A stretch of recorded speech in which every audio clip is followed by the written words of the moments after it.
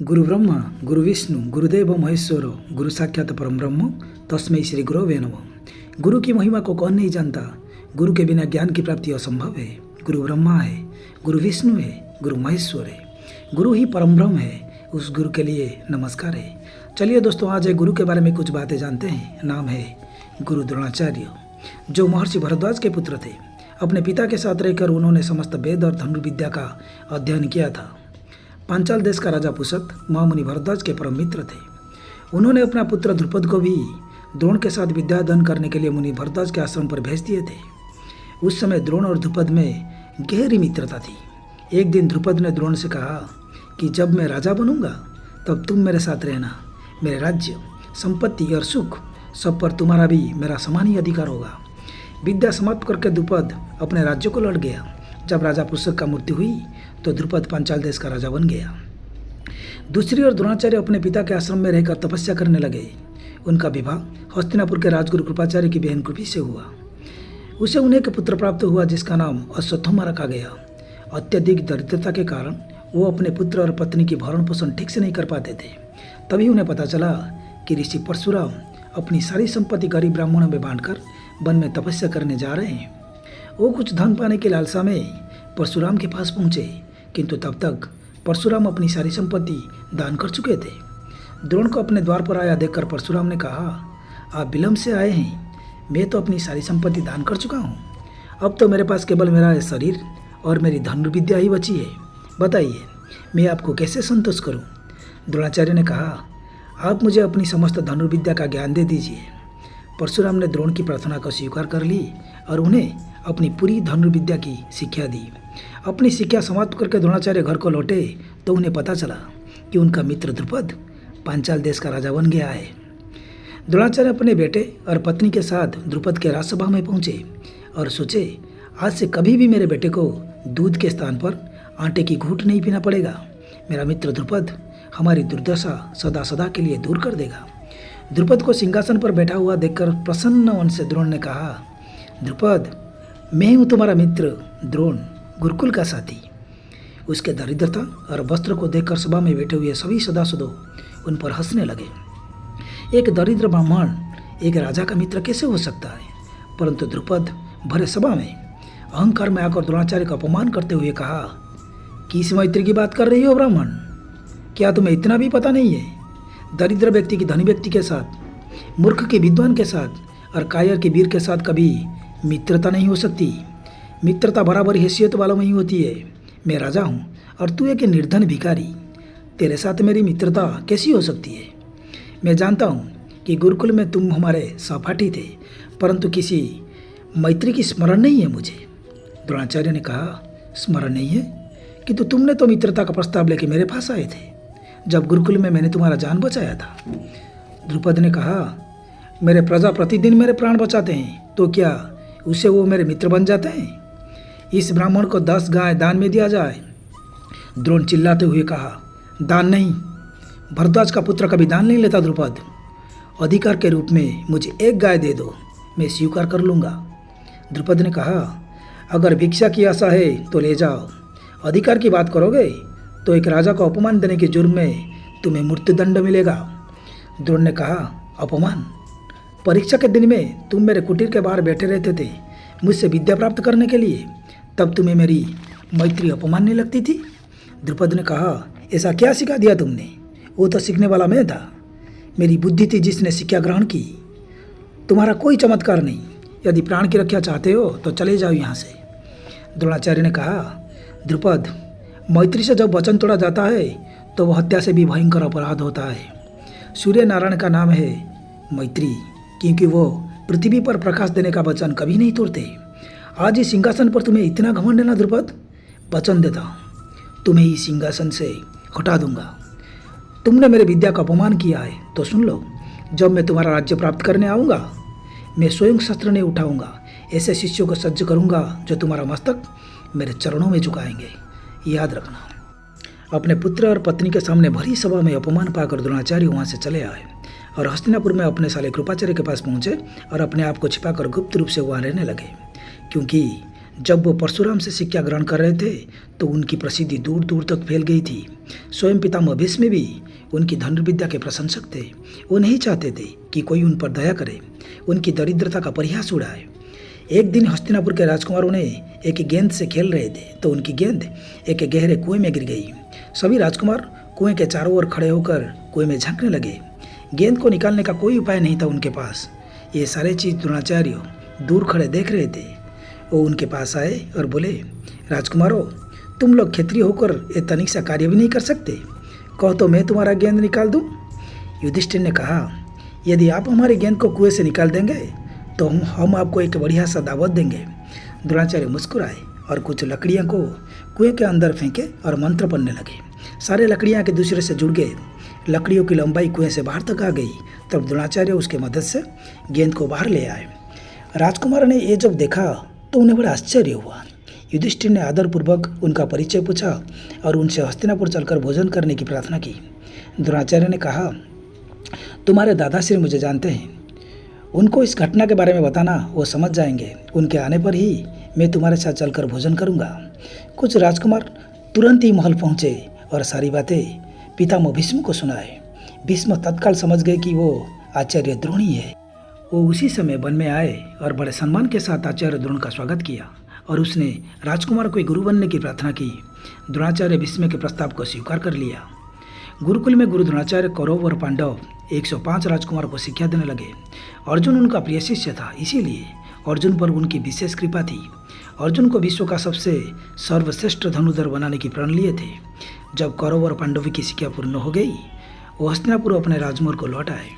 एक दिन की बात है, जब हस्तिनापुर की राजसभा में युवराज की चुनाव हो रहा था, तब गुरु द्रोण वहाँ पर पहुँचे और बोले, क्षमा चाहता हूँ महाराज, मैं जानता हूँ कि आज आप अपनी उत्तराधिकारी की घोषणा करने वाले हैं, इसीलिए मैं आपसे विनती करने आया हूँ कि मेरे ही शिष्यों में से किसी की भी घोषणा इस सभा में ना करें। जब तक मूर्तिकार के हृदय को संतोष ना मिले तब तक उसमें ईश्वर का अवतरण नहीं होता। वो मूर्ति पूजा का योग्य नहीं होता। अभी तक मुझे गुरु दक्षिणा नहीं मिला है महाराज। जब तक वो मेरे शिष्य हैं, आप मेरे शिष्यों में से किसी की भी अभिषेक नहीं कर सकते। महाराज धृतराष्ट्र ने कहा, दक्षिणा में आपको क्या चाहिए गुरुदेव? गुरु द्रोण ने कहा, मैं चाहता हूँ कि मेरे शिष्य मेरी दी गई विद्या के बल पर मुझे गुरु दक्षिणा दे। मैं भी तो देखूँ मेरे शिष्यों में से कौन सा शिष्य सबसे श्रेष्ठ है। तब महामंत्री विदुर ने कहा, अवश्य आचार्य, गुरु ही शिष्य की योग्यता को परखे, ये सही होता है। कोई हम पर पक्षपात का आरोप नहीं लगा सकता। योग्यता का निर्णय यदि गुरु द्रोण की गुरु दक्षिणा के माध्यम से हो, इसमें किसी की भी आपत्ति नहीं है। तो गुरु द्रोण, मांगिए अपना गुरु दक्षिणा। जो राजकुमार अपने शक्ति के बल पर आपको संतोष दे पाए, वही राजकुमार सबसे योग्य होगा। उत्तराधिकारी उसी का बनाया जाएगा जो इसमें सफल हो। गुरु द्रोण ने कहा, मुझे मेरे अपमान का प्रतिशोध चाहिए। पांचाल का राजा ध्रुपद मुझे मेरी चरणों में चाहिए। पांचाल के राजसभा में मेरा घोर अपमान हुआ था एक बार, स्वयं मेरे मित्र ध्रुपद के हाथों। शत्रु का अपशब्द केवल आह्वान होता है, किंतु मित्र का अपशब्द अपमान। मित्र जब अपमान करता है तो मानो समग्र जीवन में विष भर जाता है। मेरे शिष्यों, इस अपमान की अग्नि को अपने भीतर धारण करके वर्षों जिया हूँ मैं। यदि मैं चाहता तो ध्रुपद को उसी क्षण परास्त कर सकता था, किंतु उसने मेरी विद्या का अपमान किया। इसीलिए मैंने निश्चय किया कि एक दिन अपने शिष्यों के हाथों उसको पराजय दूंगा। आज वो क्षण आ गया है। कौन दे पाएगा मेरी गुरु दक्षिणा? हे समर्थ। ऐसा सुनते ही महाराज धृतराष्ट्र ने कहा, ध्रुपद जैसे शक्तिशाली योद्धा के सामने मेरे पुत्र युद्ध नहीं कर सकते। उसके पास 2 सोने से भी अधिक सेना है। नहीं गुरुद्रोण, आप कुछ और मांगिए। गुरुद्रोण ने कहा, ये गुरु दक्षिणा है महाराज, व्यापार नहीं। या तो मुझे प्रतिशोध चाहिए या तो कुछ नहीं। यदि मैं अपने शिष्यों में से इतना सामर्थ्य और आत्मविश्वास नहीं दे पाया तो ये मेरा दुर्भाग्य है महाराज। किंतु दुख की कोई बात नहीं है। मैं अन्य किसी राज्य में जाकर वीरों की खोज करूंगा, उसे विद्या देकर इस योग्य बनाऊंगा कि वो मेरे प्रतिशोध ले सके। क्योंकि महाराज, अपना प्रतिशोध तो मैं अवश्य लूँगा। आप भी अपने सिंहासन के लिए उत्तराधिकारी किसी अन्य राज्य में खोजिए। ऐसा कहकर वो वापस चलने लगे। तब अर्जुन अपने आसन से उठकर खड़ा हो गया और कहा, गुरुदेव, आपके मुंह से निकला हुआ प्रत्येक शब्द मेरे लिए आदेश है। मैं आपको वचन देता हूँ, या तो ध्रुपद का मस्तक आपके चरणों में होगा, नहीं तो मेरा कटा हुआ मस्तक आपके हाथों में। अर्जुन के मुंह से ये बातें सुनकर दुर्योधन और उसके भाइयों भी कहने लगे, हम द्रुपद का मस्तक आपके चरणों में झुकाएंगे गुरुदेव, क्योंकि यहाँ उत्तराधिकारी का प्रश्न था। इस गुरु दक्षिणा से हस्तिनापुर की भविष्य जुड़ा हुआ था। 105 राजकुमार युद्ध के लिए निकल पड़े। रास्ते में दुर्योधन पांडवों से कहा, हम 100 भाई हैं और आप सिर्फ 5। हमारा सामर्थ्य आपसे ज़्यादा है।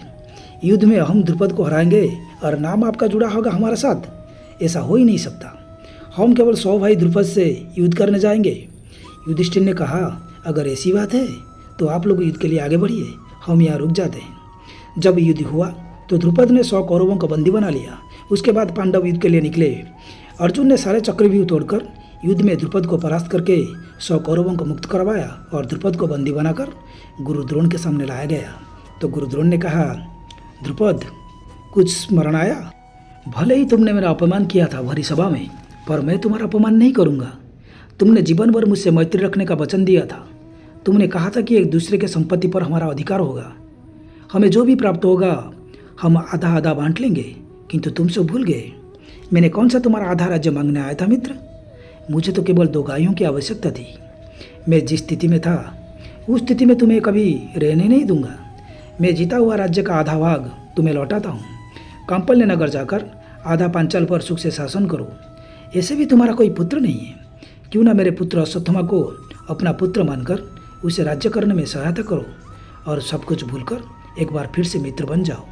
इसी तरह गुरु द्रोण का पुत्र अश्वत्थामा पांचाल का राजा बन गया और द्रुपद कांपल्य का।